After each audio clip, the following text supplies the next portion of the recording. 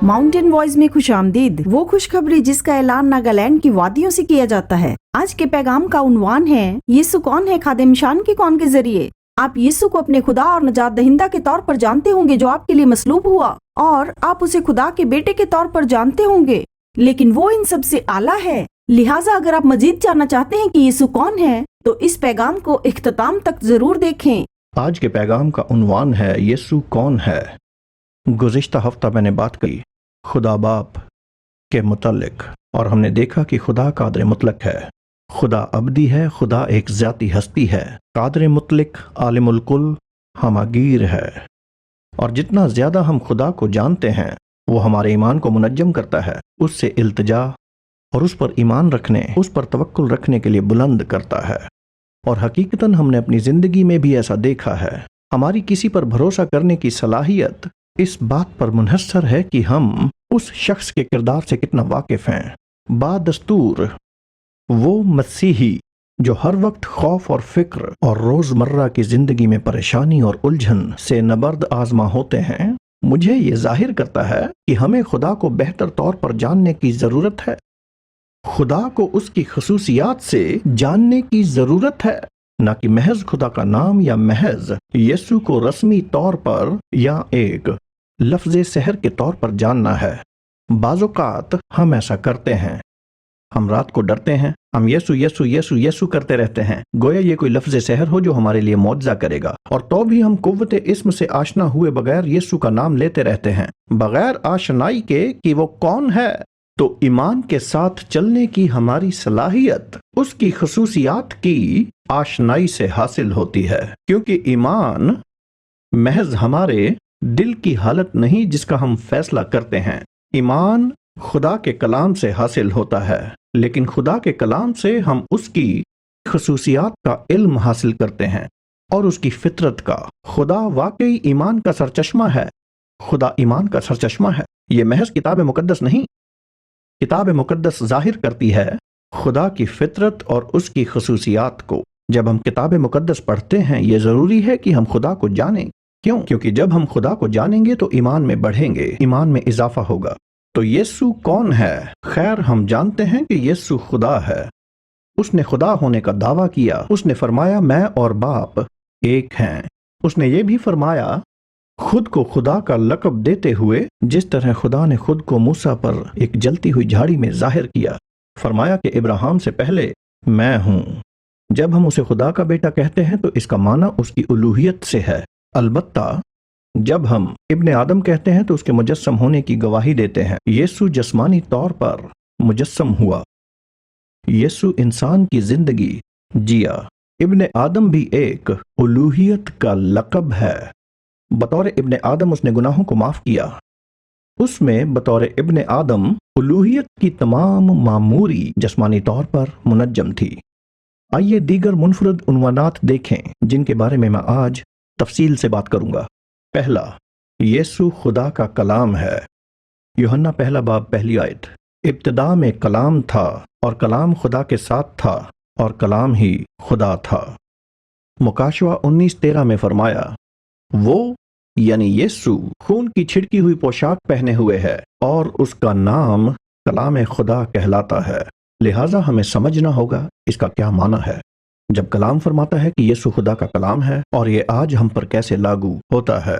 हमें इल्म है कि ये कायनात, आसमान और ज़मीन खुदा के कहे गए कलाम से वजूद में आए। खुदा ने कलाम के ज़रिए कायनात की तख्लीक की। उसने कहा, रोशनी हो जा, और उसके कलाम में कुव्वत थी, तवानाई थी, उसमें तख्लीकी की सलाहियत और रोशनी थी, उसमें ताकत थी, हर वो चीज़ तख्लीक करने की जो हम देखते हैं।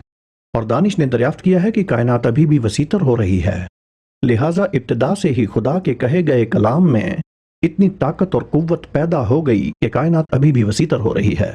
अब हमें कलाम की अहमियत को समझना होगा, क्योंकि ये सब यीशु से ही मुताल्लिक़ हैं। कुलूसियों के पहले बाब की 15 और 17 आयत, सब चीज़ें उसी के वसीला से और उसी के वास्ते पैदा हुई हैं, माना उसके जलाल के लिए।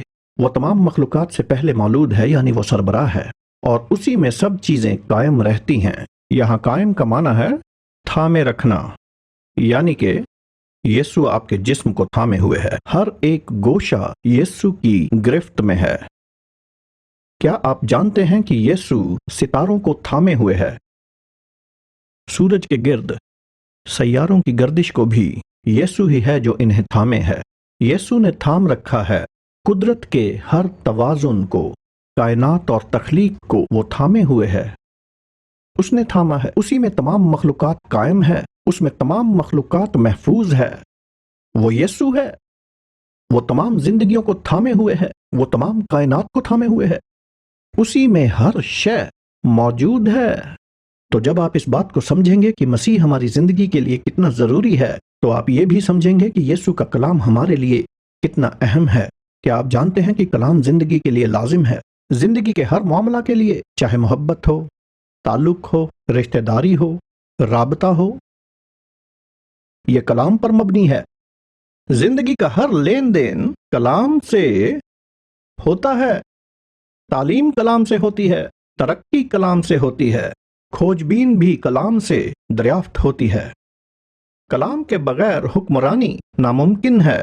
قوموں کا وجود نہ رہے گا اگر کلام نہ ہو۔ جذبات، احباب و خاندان کے درمیان تعلق، مقصد، ایمان، سچائی، تمام چیزوں کا کلام کے بغیر کوئی وجود نہیں۔ کلام زندگی کے لیے بے حد لازمی ہے۔ تو جب کلام مقدس فرماتا ہے کہ ابتدا میں کلام تھا اور کلام خدا کے ساتھ تھا اور کلام ہی خدا تھا، یہ یسوع کی جانب اشارہ کرتا ہے۔ البتہ اس کا معنی یہ بھی ہے کہ یسوع ہماری روزمرہ کی زندگی کے لیے نہایت ضروری ہے۔ وہی خدا کا کلام، کیونکہ یسوع خدا کا کلام ہے۔ فریڈرک دوم 13ویں صدی میں ایک رومی شہنشاہ انسانوں کی فطری زبان جاننا چاہتا تھا، لہٰذا اس نے ایک تجربہ کرنے کا فیصلہ کیا۔ اس نے 5 بچوں کو پیدا ہوتے ہی لے لیا، انہیں ان کی ماؤں سے جدا کر دیا اور دائیوں کو ہدایت دی کہ ان 5 بچوں کا خیال رکھا جائے، کہ ان کے کھانے پینے کا اور کپڑے دھونے کا، صاف صفائی کا خیال رکھا جائے، لیکن ان سے کلام کرنے کی اجازت نہیں ہوگی اور نہ انہیں چھونے کی، محض جسمانی طور پر دیکھ بھال کرنی ہوگی۔ اس نے سوچا کہ انسانوں کی فطری زبان جو آدم اور حوا کو دی گئی، قدرتی طور پر ان بچوں کے منہ سے نکلے گی اگر انہیں دوسری زبانوں سے متاثر نہ کیا جائے، لہٰذا انہیں بچوں سے بات کرنے کی اجازت نہ دی گئی۔ تو کیا ہوا ہوگا؟ 5 بچے 2 سال کے اندر فوت ہو گئے۔ انسان محض جسمانی مخلوق نہیں ہے بلکہ معاشراتی مخلوق ہے، اور ہمیں جینے کے لیے کلام چاہیے۔ اور یہ بچے، کیونکہ ان کا کوئی تعلق نہیں تھا، کوئی ان سے کلام نہیں کرتا تھا، کوئی جذباتی مسا نہیں تھا، لہٰذا وہ 2 سال کے درمیان ہی فوت ہو گئے۔ کلام زندگی کے لیے ضروری ہے۔ اگر آج کے بعد کسی نے آپ سے کلام نہ کیا تو سوچئے آپ فوت ہو جائیں گے۔ اس کا کیا معنی ہے؟ اس کا معنی ہے کہ یسوع ہماری زندگی کے لیے ضروری ہے، وہ نظر ثانی نہیں ہے۔ یہ ہماری من مرضی نہیں ہونی چاہیے کہ جب ہم بحران میں ہوں تبھی اس کے پاس جائیں۔ وہ کوئی ایسی شے نہیں ہے کہ جس کے بارے میں ہم فقط اتوار کو ہی مذاکرہ کریں۔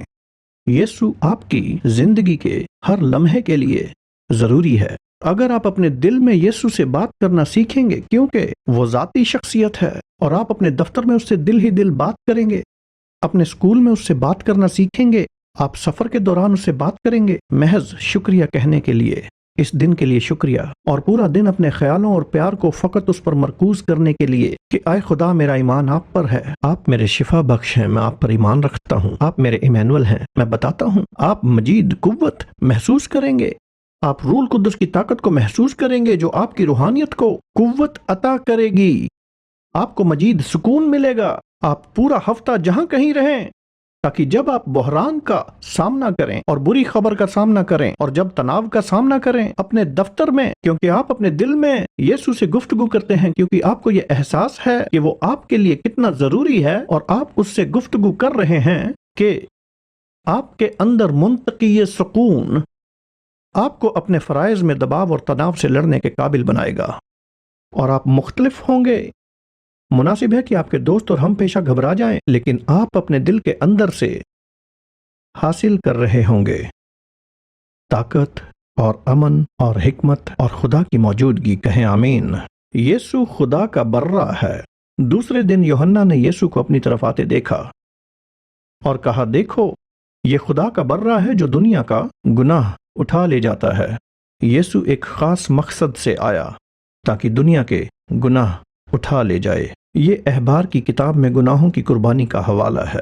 जब कोई इसराइली गुनाह करता तो उसे काहिन के पास बैल या बकरी या बर्रा बिना किसी ऐब के लाना पड़ता था और वो बर्रे पर अपना हाथ रखता था, गुनाहों का इकरार करता था। तो ये एक तबादला हुआ करता था। जब गुनाहगार इसराइली उस पर अपना हाथ रखता था तो उसका गुनाह मासूम बर्रे पर आ जाता था और बर्रे की बेगुनाही उस इसराइली पर आ जाया करती थी और बर्रा ज़िबा होता था और उसका खून बहाया जाता था उस बनी इसराइली की जगह पर। लिहाजा बर्रा बनी इसराइलियों का हदिया हुआ करता था, गुनाहों के लिए कुर्बानी। एक और चीज जो मैं चाहता हूं कि आप तवज्जो दें, यौम कफारे के दिन को साल में एक मर्तबा वो इसराइल की तमाम कौम के लिए गुनाहों का कफारा देते थे। तो उस मौके पर 2 बर्रे हुआ करते थे जो सरदार काहिन खैमागाह में लाता था। एक बर्रा ज़िबा करके उसके खून को गुनाह की कुर्बानी के तौर पर चढ़ाया जाता था, लेकिन दूसरे बर्रे पर सरदार काहिन हाथ रखता था और तमाम कौम के गुनाहों का इकरार करता था और उस बर्रे को ले जाया जाता था दूर दराज जगह पर बियाबानों में और आज़ाद किया जाता था। इस लिहाज से जो हकीकत इसमें मख्फी है वो ये है कि यीशु ने ना महज हमारे गुनाहों की मुआफ़ी के लिए अपनी कुर्बानी दी, बल्कि हमारे गुनाहों को हमसे बरतरफ कर दिया। जैसे ज़बूर 103 बाब की 12 आयत में फरमाया, जैसे पूरब पश्चिम से दूर है वैसे ही उसने हमारी खताएं हमसे दूर कर दी। मसीही ये जानने के बावजूद कि उन्हें माफ कर दिया गया है, शर्मिंदगी से जद्दोजहद कर रहे हैं, खताकारी से जूझते हैं। सुनिए, आपको यह समझना होगा, ना सिर्फ आपका गुनाह माफ किया गया, बल्कि वो गुनाह जो आपकी शर्मिंदगी का बायस है वो दूर कर दिया गया, आपसे दूर। वो आपकी जिंदगी में नहीं है, वो आपकी तारीख में नहीं रहा, अब आपकी तारीख खुदा में है। अब वो नहीं है तो ऐसा यकीन न रखें कि गुनाह आपकी जिंदगी में मौजूद है, वो अब नहीं रहा। यीशु खुदा का बर्रा है जो दुनिया के गुनाह उठा ले जाता है, जिसका माना यह है कि यीशु मसीह हमारा हदिया है। कभी कभी जब हम गुनाह करते हैं तो हमें लगता है कि अब हम सबको कीमत चुकानी होगी। नई पैदाइश के बाद मैंने नौशी की और धुत हो गया। मुझे कसूरवार महसूस हुआ और मैंने सोचा कि मुझे 3 दिन दुआ और रोज़ा रखना होगा ताकि जिस्म को सज़ा दूं और अपने गुनाहों की कुर्बानी दे सकूं। मैंने दुआ मांगी और रोज़ा रखा, लेकिन मेरा मकसद गलत था। मेरा मानना था कि ये दुआ और रोज़ा रखना मेरी कुर्बानी है उन गुनाहों के लिए जो मैंने किए। तो मैंने सोचा कि मुझे कुर्बानी देनी होगी, मुझे मेरे गुनाहों का कफारा देना पड़ेगा। मेरे दिल का ख्याल सही था, लेकिन मेरी सोच गलत थी, क्योंकि कलाम फरमाता है यीशु ही हमारा हदिया है। आपका कफारा आपका हदिया नहीं है। आप खुद अपने गुनाहों की कुर्बानी नहीं है, आपकी दौलत आपकी गुनाहों की कुर्बानी नहीं है। आप 40 दिन तक दुआ और रोजा रख सकते हैं, लेकिन इससे आपकी जिंदगी का एक भी गुनाह नहीं मिटेगा। लिहाजा आपको उस पर ईमान लाना होगा। क्या आप आमीन कहेंगे? हालेलुया। वो आपकी कुर्बानी है। यीशु ही अच्छा चौपान है। यूहन्ना 10:11 आयत। अच्छा चरवाहा मैं हूं, अच्छा चरवाहा भेड़ों के लिए अपनी जान देता है। ज़बूर 23 में दाऊद खुदा को अपना चरवाहा कहता है, यहोवा मेरा चरवाहा है, मुझे कमी न होगी। अगर आप यीशु को अपने चरवाहे के तौर पर देखेंगे, ना कि नजात दहिंदा के तौर पर, ना कि जो सलीब पर कुर्बान हुआ, बल्कि यीशु को अपनी जिंदगी में रोजाना अपने चौपान के तौर पर देखेंगे, तो जो उसने ज़बूर 23 में फरमाया वो आपकी हकीकत बन जाएगी। यहोवा मेरा चरवाहा है, मुझे कमी न होगी। वो मुझे हरी हरी चरागाहों में बिठाता है। यीशु आपको सब्ज चरागाहों में बिठाएगा। ये अबदी आराम है, अबदी सुकून है, ये अमन की बात करता है। वो मुझे राहत के चश्मों के पास ले जाता है। अगर आप रोजाना यीशु के साथ गहरे मेल जोल का तजुर्बा करेंगे, जैसे मैंने कहा, उससे बात करें, इस वक्त भी उससे अपने दिल में बात करें, وہ تمہیں راحت کے چشموں کے پاس لے جائے گا، امن، آرام، سکون۔ وہ تمہاری جان کو بحال کرے گا، تمہاری جان کو بحال کرے گا۔ تمہاری جان ہی ذہن ہے، جان جذبات اور احساس ہے، جان ہی میں آپ اپنے کام میں پرجوش ہوتے ہیں، جان ہی میں آپ اپنی زندگی میں پرجوش ہوتے ہیں۔ دیکھیے، جب لوگ بہت زیادہ کام کرتے ہیں اور تھک جاتے ہیں اور پریشان ہوتے ہیں، وہ زندگی کا جوش کھونے لگتے ہیں، وہ جینے کا جذبہ کھونا شروع کر دیتے ہیں۔ اور زندگی کے مقصد کو، یہ کیا ہے؟ اس کا معنی ہے کہ جان کو شفا کی درکار ہے۔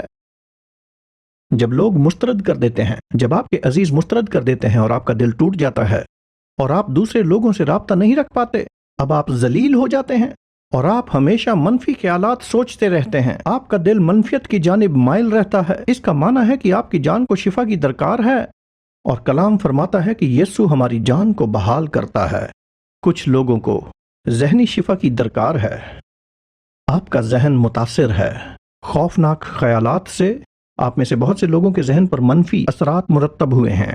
آپ معاف کرنے سے قاصر ہیں کیونکہ آپ ہمیشہ اس جرم کو پکڑے ہوئے رہتے ہیں اور یہ آپ کو پریشان کرتا رہتا ہے اور پریشانی کے عالم میں رکھتا ہے۔ اس سے آپ کا ذہن منفی جھکاؤ میں تبدیل ہو رہا ہے اور لوگوں کے ساتھ آپ کے تعلقات کو متاثر کرتا ہے۔ کیا ہو رہا ہے؟ یہ جان کا مرض ہے، اور جب آپ کی جان اور روح بیمار ہو تو آپ خدا کے ساتھ اہم رشتہ قائم کرنے سے قاصر ہیں، آپ خدا کی سننے سے قاصر ہیں، کیونکہ جان روح اور خدا کے درمیان متعلق ہے، اور یہ وہ جگہ ہے جہاں مداخلت آتی ہے۔ اس لیے آپ اپنے مستقبل کے بارے میں الجھے ہوئے ہیں کیونکہ روح کو نقصان پہنچا ہے۔ یسوع بحال کرتا ہے۔ عبادت کے اوقات میں اور دعا میں خدا آپ کی جان کو بحال کرے گا۔ یسوع دنیا کا نور ہے، دنیا کا نور۔ یوحنا 8:12 آیت۔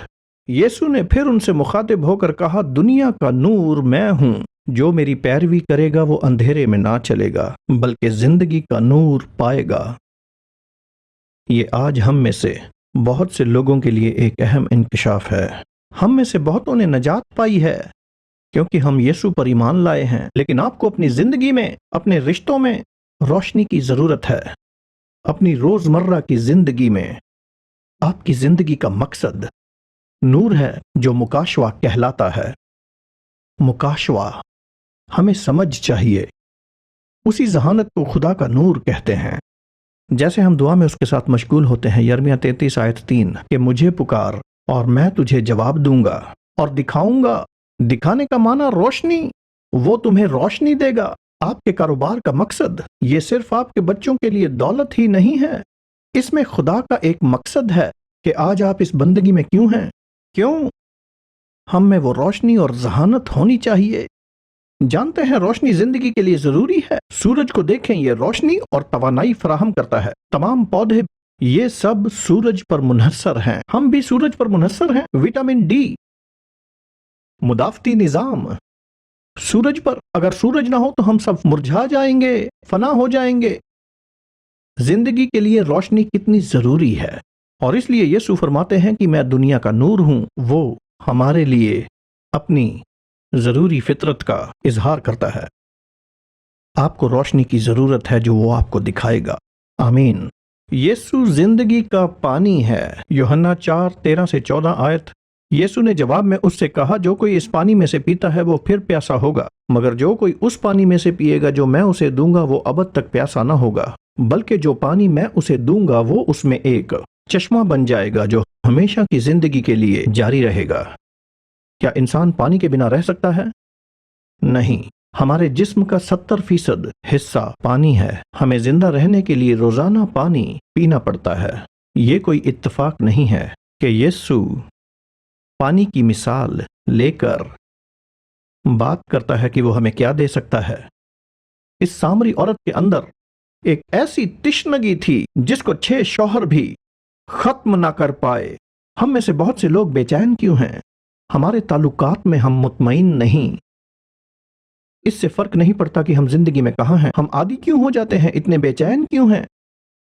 جانتے ہیں، کیونکہ ہمارے اندر ایک تشنگی ہے جسے دنیا، شہرت، مقبولیت، फैशन, तफरीह, लज्जत, दौलत मिटा नहीं सकते। हमारे अंदर एक तश्नगी है और यीशु ने फरमाया कि मैं वो जिंदगी का पानी हूं जो तश्नगी को मिटाता है।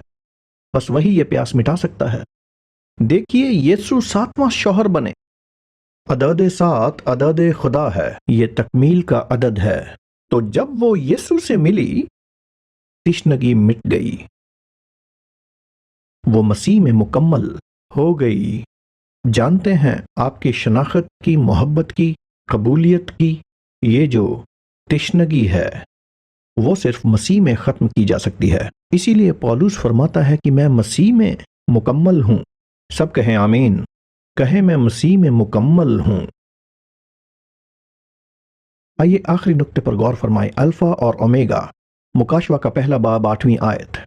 खुदावंद खुदा जो है और जो था और जो आने वाला है, यानी कादर मुतलक फरमाता है कि मैं अल्फा और ओमेगा हूं। अल्फा और ओमेगा यूनानी हरूफ तहज्जी का पहला हर्फ और आखिरी हर्फ है, यानी जैसे उर्दू जुबान का अलिफ और या है। हकीकतन इसका ये माना नहीं। अब हमें यह भी समझने की कोशिश करनी होगी कि यीशु यूनानी जुबान नहीं बोलते थे, अगरचे नया अहदनामा यूनानी जुबान में तहरीर शुदा है, लेकिन यीशु आरामी और इब्रानी बोलते थे। और जब रोया में यीशु यूहन्ना के पास आए, यकीनन यीशु ने आरामी या इब्रानी बोली होगी। लिहाजा आरामी और इब्रानी में अल्फा और ओमेगा कहने की बजाय मैं ये मानता हूं कि यीशु ने इब्रानी हरूफ तहज्जी का पहला हर्फ और इब्रानी के आखिरी हर्फ का इस्तेमाल किया होगा, जो कि अलिफ और ताव है। अब हमें इसका माना लाजमन समझना होगा। ये यीशु मसीह के दस्तखत हैं तमाम सहाइफ में, अलिफ और ताव। पैदाइश के पहले बाब की पहली आयत में कलाम फरमाता है कि इब्तदा में खुदा ने ज़मीन और आसमान को बनाया, लेकिन इब्रानी ज़बान में इस तरह पढ़ा जाएगा, बाराशेत बारा एलोहेम एत। यहाँ लफ्ज़ एत अलिफ और ताव है। अलिफ और ताव इब्रानी का पहला हर्फ और इब्रानी का आखिरी हर्फ है। हा शमाइन वे एत हा एरेट्स। अब इसका उर्दू में क्या मतलब है सुनिए। बाराशेत के माने हैं इब्तिदा में, बारा माने तख्लीक करना, एलोहीम का माना है खुदा, हाशमाइन का माना है आसमान, और वेत हा एर का माना है और ज़मीन। जिसका तर्जुमा नहीं किया गया वो लफ्ज़ है एत। जानते हैं क्यों? क्योंकि रब्बियों को ये समझ में नहीं आया कि इसका माना क्या है, और इसी वजह से तमाम पुराने अहदनामा में ये लफ्ज़ भले ही 7000 से भी ज्यादा मर्तबा आया है, लेकिन इसका तर्जुमा नहीं हुआ, क्योंकि वो इसका माना नहीं जानते। और फिर भी आप इसे कलाम मुकद्दस से नहीं हटा सकते, क्योंकि इब्रानी जुबान एक बहुत ही रियाजियाती जबान है। आप इब्रानी कलाम मुकद्दस में से कोई हर्फ नहीं हटा सकते, क्योंकि कलाम मुकद्दस ना सिर्फ हमें हकीकत से आशना कर रहा है, बल्कि इसमें कई ऐसी रियाजियाती मसावातें हैं जिनके जरिए ऐसी बहुत सी हकीकतें हैं जो पेशनगोई के तौर पर जाहिर हो रही हैं। तो अब समझ आता है, क्योंकि यीशु ही खुदा का मुकम्मल मुकाशवा है तमाम सहाइफ में, लिहाजा जो हम पुराने अहदनामा में नहीं समझ पाए, पैदाइश 1:1 में खुदा ने इब्तिदा में अलिफ ताव लिखा है और ज़करिया में अलिफ ताव लिख कर यीशु मसीह को हवाले के दरमियान रखा गया है। लेकिन नए अहदनामे में यीशु खुद फरमाते हैं कि मैं अल्फा और ओमेगा हूं, मैं अलिफ ताव हूं। हम यहाँ क्या देखते हैं? अगर आप तमाम सहाइफ का जायजा लें तो किताब मुकद्दस की पहली आयत में अलिफ ताव लिखा है, और किताब मुकद्दस की आखिरी आयत देखें, मुकाशवा के 22 बाब की 21 आयत। हमारे खुदावंद यीशु मसीह का फजल, और यीशु मसीह कौन है? वो है अल्फा और ओमेगा, या फिर ज्यादा दुरुस्त तौर पर कि वो अलिफ और ताव है। कलाम मुकद्दस की पहली आयत में यीशु का जिक्र है, कलाम मुकद्दस की आखिरी आयत यीशु का जिक्र करती है। इसका क्या माना है? इसका सहल माना है कि यीशु एक मजहब के बानी से कहीं ज्यादा है, वो सलीब पर कुर्बान होने वाले नजात दहिंदा से कहीं ज्यादा है। यीशु वाकई हर चीज का आगाज और इख्तिताम है।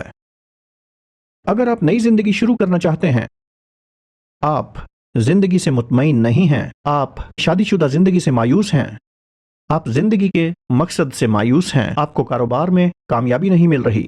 अगर आप अपनी जिंदगी में कुछ नया शुरू करना चाहते हैं तो ये शुरू होता है यीशु ही से। वो इब्तिदा और इंतहा है, वो निहायत जरूरी है हर दिन के लिए, हर हफ्ता, हर महीने और जिंदगी के हर मौसम के लिए।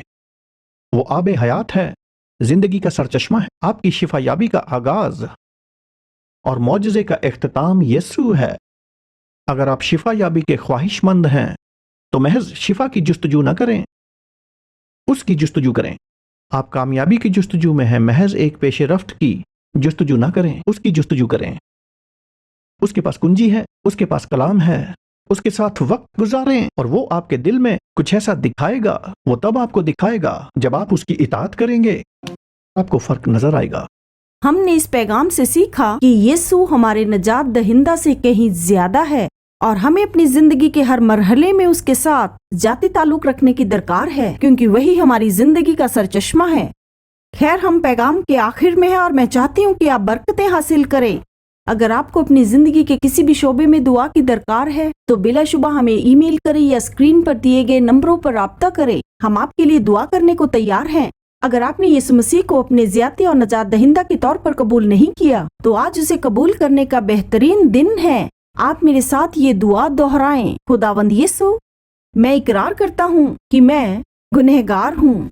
मैं आपसे मुआफी मांगता हूँ। मेरा ईमान है कि आप सलीब पर मेरे लिए कुर्बान हुए और मुर्दों में से जी उठे। मैं आपको यीशु के नाम में अपनी जिंदगी और अपने दिल में आने की दावत देता हूँ। आमीन। खैर, अगर आपने ये दुआ अपने दिल से की है और जानना चाहते हैं कि एक नई तख्लीक के तौर पर इस सफर का आगाज कैसे करें तो हमसे राब्ता कायम करें। हम आपसे आइंदा फिर यहीं मिलेंगे। खुदा बरकत दे।